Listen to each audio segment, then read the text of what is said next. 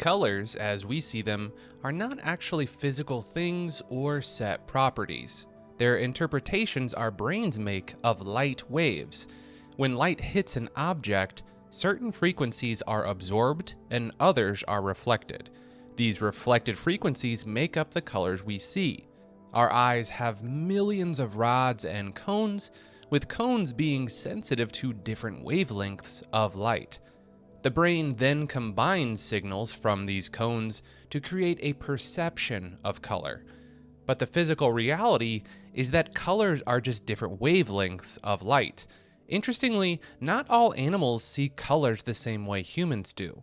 Some see fewer colors, while others see more. Cats, for example, see red and green as similar colors, while birds can see into the ultraviolet range. Even among humans, there's variations among color perception. Some people are colorblind, while others are extremely sensitive to different shades of color. Language may also influence how we perceive colors. Studies have shown that speakers of languages that distinguish between different shades of a color are actually faster at recognizing those differences. This suggests that language structures our experience of color. So while colors may not physically exist, they're very real to us because of how our brains interpret light. Our shared experience of color enriches our understanding and enjoyment of the world around us.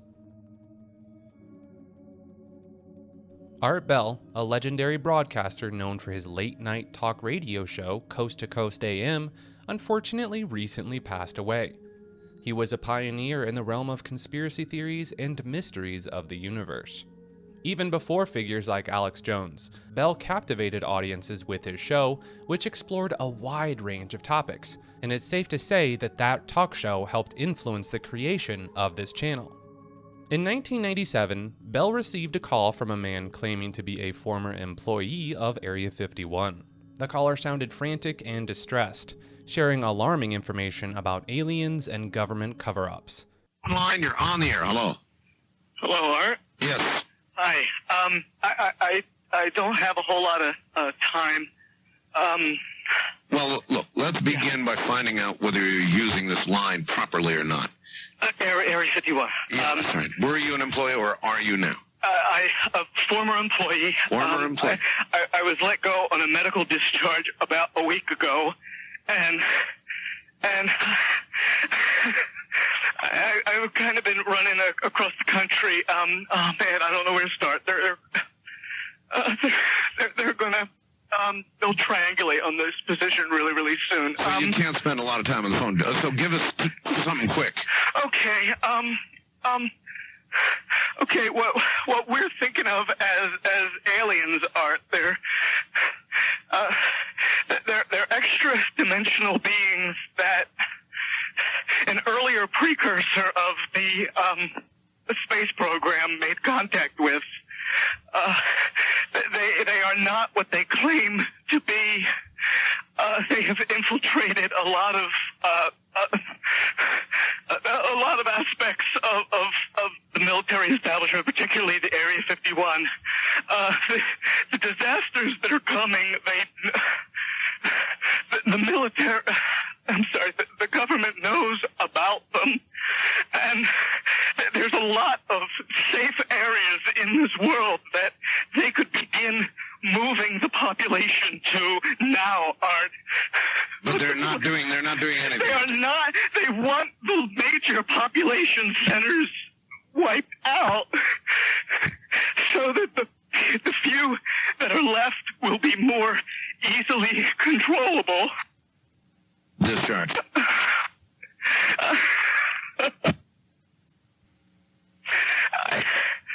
I started getting... During the call, the show experienced a temporary outage due to a satellite failure, sparking speculation among listeners about the caller's authenticity. In some way, something knocked us off the air, and we're on a backup system now. It's the government, or... I don't know. It has to be something, though. Well, did you hear... Now, you tell me, because you were listening. That was awful strange. There was a really weird guy on the air when it went off? Yeah. Real weirded out. Like, going sort of sounding paranoid, Yeah. schizophrenic? Like crying and everything. Yeah. Oh, you Something like that. you guys you really missed the call then, and I've got a feeling somebody didn't want you to hear it. Despite many allegations of a hoax, doubts persisted about the true nature of the incident. Some believe it was a government cover-up, especially considering the odd circumstances surrounding the satellite failure. The audio from this infamous call has been incorporated into various media, including music recordings, notably by the band Tool. 7 months later, Art would receive a phone call from allegedly the same man. You're on the air. Hi, Art. This is Brian. Hi, Brian. Hello. I'll just do this and let the chips fall where they will. All right. Everybody, I am the Area 51 caller. That's my statement, and let you or whatever tear it apart. You claim you're the Area 51? I am the man. How do you account for the fact, Area 51 caller, Okay. that part of the way through your spiel, the satellite went down? I have no idea, and it scared the heebie-jeebies out of me that night. I've called a number of times on your specialty line nights doing different, kind of wacky characters, and that's all that one was supposed to be. And if the call had been completed, it would have been ancient history by now. Has it occurred to you, as Barbara Marx Hubbard suggested tonight, that perhaps, if you're really what you say you are, you created the reality of the rest of the situation and took down my satellite? That scares the heebie-jeebies out of me, because it means that what I was saying was somehow correct, and it was fabrication, kind of creating a reality. Yeah, if that was the case, I humbly apologize to you, because I love your show, and the last thing I would ever want to do is knock tear me you off the air. So what can I do to prove my claim here? Well, I guess you could give us a little of what you gave us then, so that we could hear it and know it to be you. Are you sure you want me to do that, Art? I'm positive. Don't, Art, please. I don't want you to ask me to do this. If I start doing that guy, You're right about that. Now, let's just take that little sample that you just gave us, so that we don't alter some sort of horrid little reality here at the end of the program, and we'll let the callers be the judge. Okay. All right? I thank you for this opportunity. This has just been driving me bananas for months, and I didn't know what you wanted me to do. I knew it was very difficult for me to prove to you. But I just thank you for your patience in dealing with me up to this time. All right, it's quite all right. Thank you. Fritz in Phoenix, as a matter of fact, called and said, oh, yes, that's him. Somebody else said, oh, no. Now he has done his little Area 51 caller IMO, or the real thing, depending on what you think. Not surprisingly, many questioned its legitimacy. 17 years later, a man called into a completely different show called Fade to Black. This man confessed to having fabricated the entire incident. This revelation added another layer of intrigue to the story. I'm the anonymous Area 51 caller. I received no money from Tool, who used my call on the air. In no way has my being the Area 51 caller aided my career in 17 years until tonight. This is really cool to be able to be on a program affiliated with the same network where the original call was made 17 years ago, and at long last tell my side of the story. This is what I set out to do. Despite this admission, some skeptics still questioned whether the confession was genuine or merely another part of the ongoing mystery surrounding the Area 51 call. The confession reignited discussions about the incident, prompting further speculation about the true nature of the caller's motivation and the possibility of government involvement. Regardless of the caller's authenticity, the Area 51 call remains a captivating and memorable moment in the history of radio broadcasting, adding to Art Bell's enduring legacy in the realm of conspiracy theories and the unexplained. The Ark of the Covenant is an ancient artifact mentioned in many religious texts. It's described as a sacred chest made of wood and covered in gold. According to tradition, the Ark housed stone tablets inscribed with the 10 Commandments given to Moses by God. The Ark is said to have special powers and significance, often associated with divine presence and protection. It was carried by the Israelites during their wanderings in the desert and played a central role in religious rituals and ceremonies. Legends and stories surrounding the Ark include accounts of its power to bring victory in battle, as well as warnings of dire consequences for those who mishandle or disrespect it. The fate of the Ark remains a mystery, as it disappeared from historical records centuries ago. Some believe it was hidden or destroyed, while others speculate that it may still exist, waiting to be discovered. The Japanese tradition of carrying the amakashi during festivals shares intriguing similarities with the biblical story of King David and the Ark of the Covenant. Both involve the ceremonial carrying of the revered objects on poles, with the Ark carried by the Levites and the amakashi by festival participants. Both objects are adorned with gold and feature representations of celestial beings, such as cherubim on the Ark and the ho-oh bird on the amakashi. Additionally, both ceremonies involve singing, dancing, and the accompaniment of musical instruments. The practice of carrying the amakashi across a river during festivals may be linked to the biblical account of the Israelites crossing the Jordan River with the Ark. Similarly, participants in amakashi festivals undergo purification rituals akin to those before the Ark's procession. Furthermore, the distribution of food after the Ark's entry into Jerusalem mirrors the Japanese tradition of distributing sweets to festival participants, underscoring the intriguing parallels between these two cultural practices. In addition to these parallels, there's a village in Japan, Shingo, where some believe Jesus may have visited during his lost years, and some even speculate that he may have survived the crucifixion and spent his remaining years there. Several years back on New Year's Eve, thousands of blackbirds suddenly fell from the sky, leaving residents bewildered and conjuring images of doomsday scenarios. This wasn't the first time such an event occurred. Similar incidents had happened before. Various research labs investigated the mysterious deaths, ruling out diseases and toxins, but finding evidence of blunt force trauma, suggesting collisions with objects like trees or buildings. Witnesses reported hearing loud noises, likely fireworks, which may have startled the birds, causing them to fly lower than usual and collide with structures. According to the mystery, dead fish were also found nearby, sparking rumors of apocalyptic events or environmental disasters.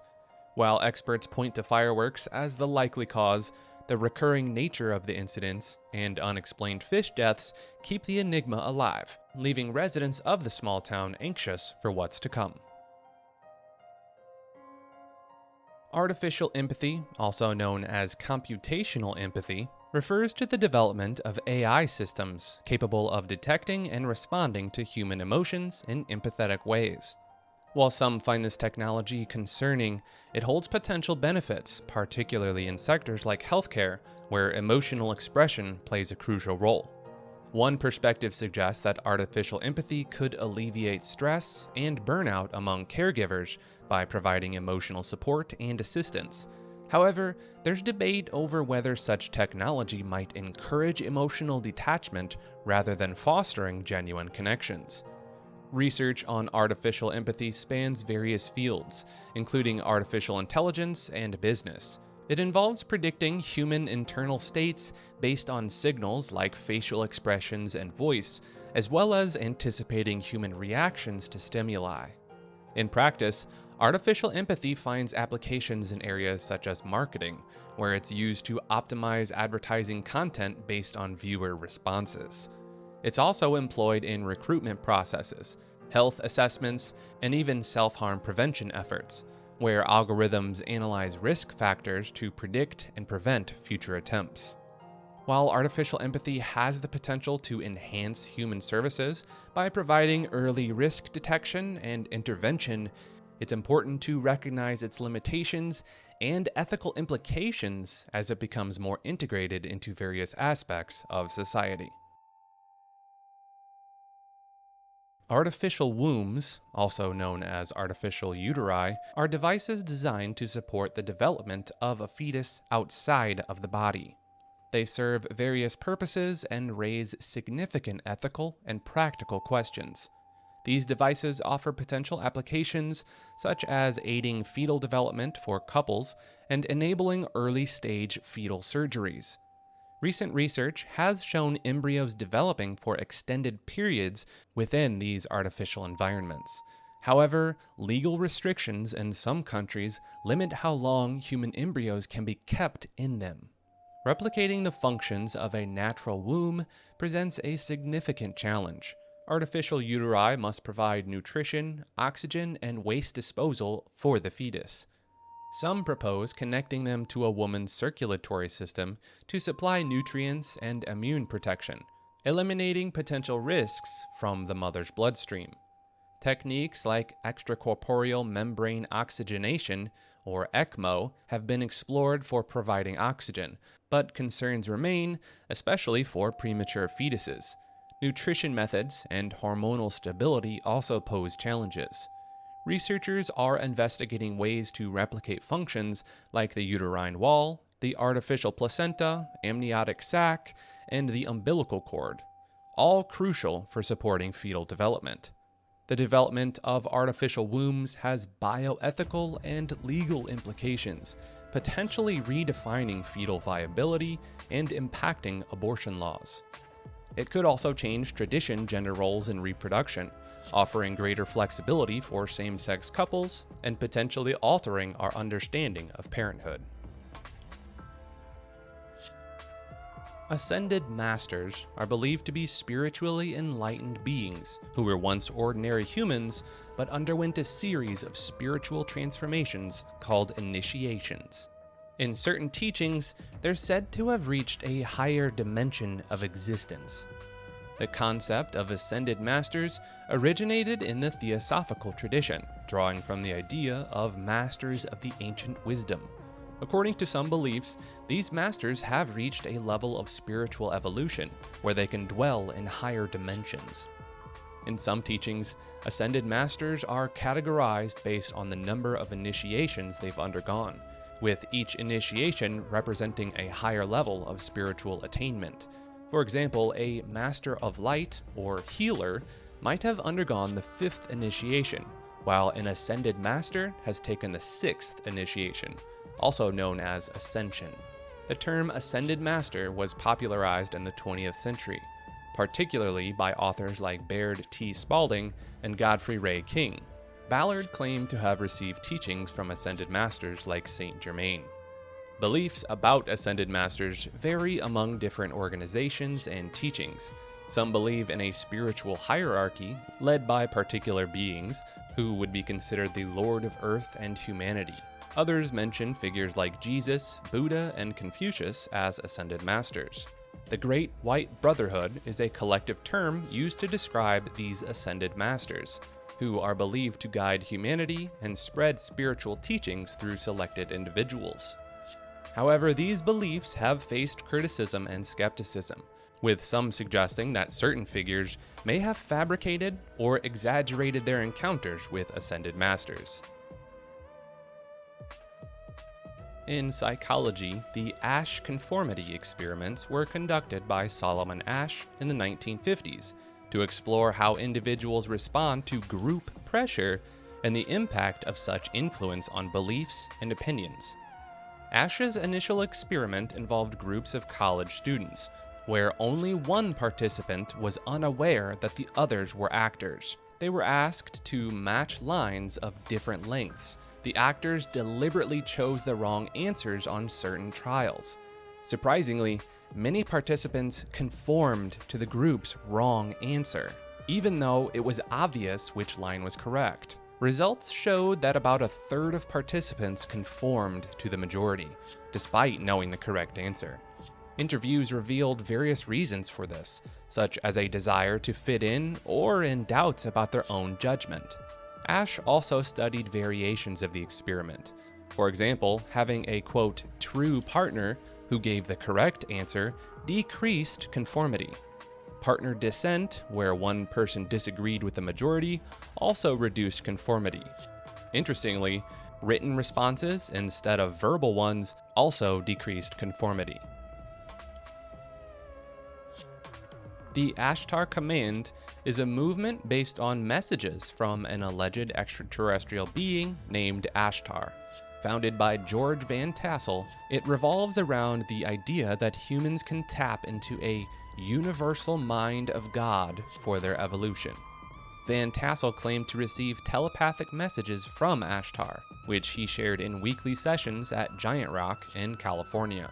These gatherings led to the Giant Rock Spacecraft Convention, a famous UFO meeting center. As the movement grew, the concept of Ashtar and a galactic law enforcement agency planning to rescue humanity became widespread. However, when these predictions failed, the movement fractured. In the mid-1990s, Ashtar Command groups began using the internet to unify and address conflicting beliefs. They emphasized spiritual focus over extraterrestrial concerns and set guidelines for new channels. The Pioneer Voyage, introduced in 1994, describes a select group being lifted into ships of light for the ascension of humanity. Astral parasites are entities that some claim to encounter during their experiences, like astral projection or other out-of-body experiences. Descriptions vary, with some suggesting these entities feed on emotional energy. According to some accounts, individuals report encountering these beings in different forms, ranging from shadowy figures to bizarre creatures. Some believe these entities attach themselves to individuals, influencing emotions and behavior. As alluded in the previous entry, astral projection is the belief that individuals can have out-of-body experiences and consciously travel beyond their physical bodies. It's a concept found in various cultures for centuries, connected to ideas about the soul and mystical consciousness. Ancient texts from cultures like Egypt and India mention astral projection. Modern figures, including writers like Helen Keller and Robert Monroe, have shared their own experiences as well. Practitioners use techniques like meditation and visualization to induce altered states and transfer awareness to their astral body. They describe visiting spiritual realms, the astral plane, or even physical locations. However, there's no scientific evidence supporting astral projection as an objective phenomenon. Skeptics view it as a delusion or a vivid dream. While many believe in astral travel, it remains a controversial metaphysical idea without scientific proof. In the Atacama Desert of Chile, a peculiar skeleton was discovered, measuring only 6 inches in length. With its cone-shaped head and unusual features, some speculated it to be the remains of an extraterrestrial being. However, forensic analysis revealed it to be human, with a mix of Native American and European ancestry. Its unique appearance is attributed to rare genetic mutations linked to dwarfism and other bone disorders. A study published in Genome Research utilized open-source genetic data to pinpoint specific genetic mutations associated with the skeleton's phenotype. Despite the limited information available about the specimen, the analysis identified genes related to bone diseases and collagen production. Further research into the skeleton's bone aging could potentially benefit medical treatments for bone growth disorders.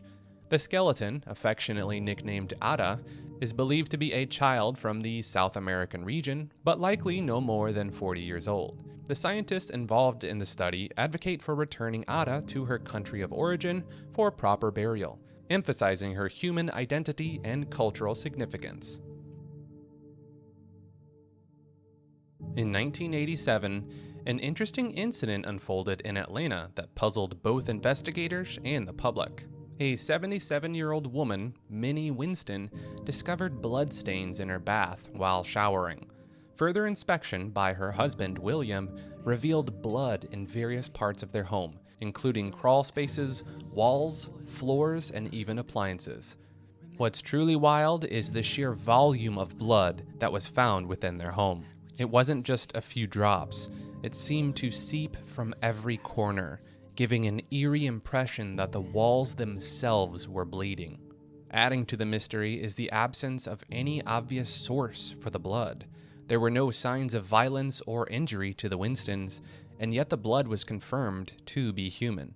Despite thorough investigation by the police, including checking for break-ins or visitors, no concrete explanation was ever found. Numerous theories have been proposed, ranging from supernatural explanations like hauntings or poltergeists to more mundane possibilities like a hoax perpetrated by someone within the family.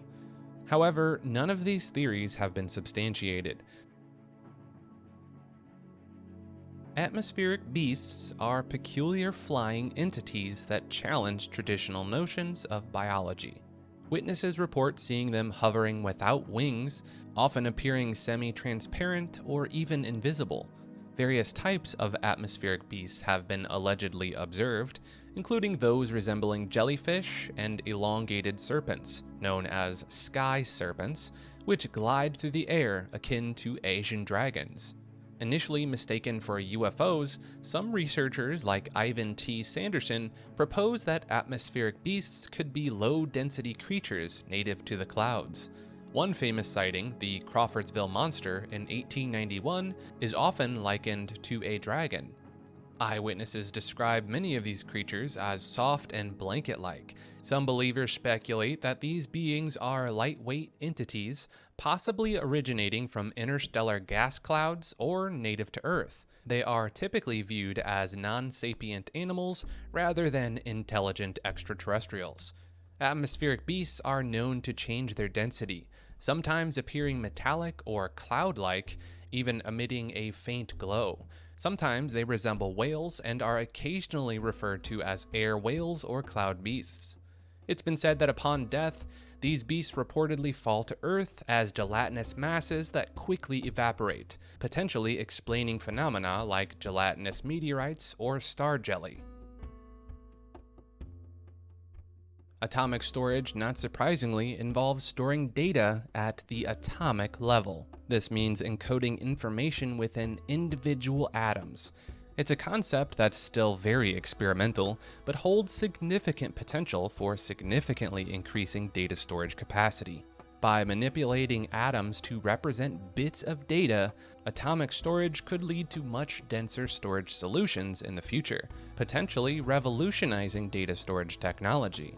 Atoms are incredibly small, about 100,000 times smaller than the width of a human hair, making the idea of storing data at this scale all the more fascinating.